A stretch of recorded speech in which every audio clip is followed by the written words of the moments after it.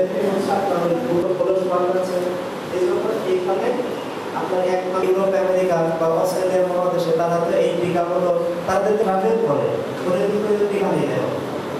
আর আমাদের পাকিস্তান আছে, তারপরে আপনার হলো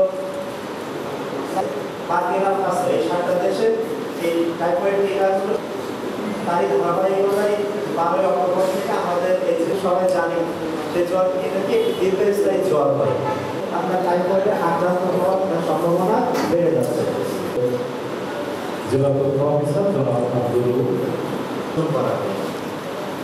টাইফয়েড জ্বরের কতগুলো লক্ষণ নিজেদের মধ্যে একটু কথা না বলার জন্য আপনাদেরকে আমি বিনীত অনুরোধ করব। একজন সাংবাদিকের কাজ হচ্ছে সত্য এবং যেটা সারা দেশে এই টিকা কার্যক্রমগুলো সম্পন্ন করা হয়েছে। স্বাস্থ্যবিধি অনুসরণ যদি না করা হয় মানব মন আমি তাকে কালচার করতে দিলাম, কালচারে দেখলাম যে শুধুমাত্র স্থায়ীগুলো হতে পারে, তার ডিভাইডগুলো তাদের সঠিকভাবে কাজ করছে না।